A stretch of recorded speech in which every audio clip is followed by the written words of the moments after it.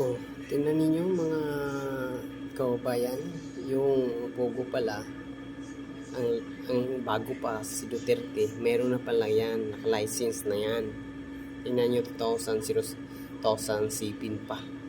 Tapos ngayon, pinagbintangan si Duterte.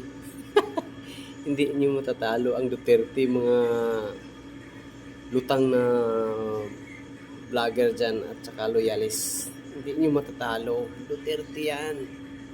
Hindi talaga, tingnan nyo, pakinggan nyo.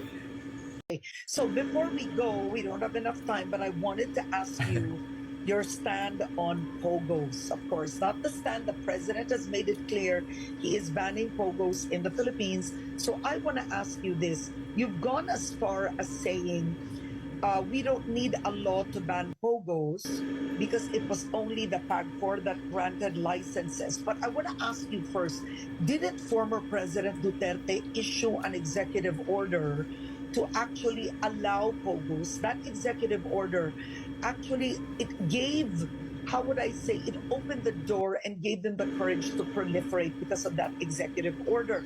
Do you think President Marcos Jr. needs to issue an executive order on the ban on pogos?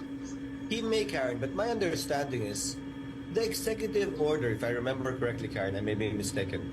The executive order issued by former President Duterte was to place all offshore gaming under PAGCOR. Because if you remember, Karen, at that time it was under CESA, not under PAGCOR. Following the principle that CESA's franchise included internet gaming, while PAGCOR's franchise did not include internet gaming because it is only for land-based gambling. So an executive order was necessary to transfer it to the jurisdiction of PAGCOR.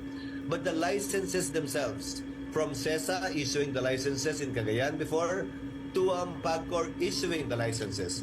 But it was only a transfer of jurisdiction. Now, Karen, when we talked about the bill or the law, taxing pogos. Now, pogos, when the law was passed taxing it, was already an existing undertaking. Without that law, pogos were already proliferating. Pero mababa yung buwis na binabayaran nila.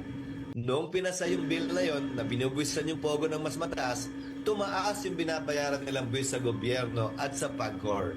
But with or without that law, pogo was already there. Even with that law right now, the president, by merely his word, actually banned it already, which is what I have been saying. All it takes to ban it would be executive fiat, or the word of the president to the PAGCOR chair to actually so ban and prohibit it. But Karen, there is a very thin line dividing this and other forms of gaming. I We was should gonna ask look you, at and be comprehensive about this thing. I was gonna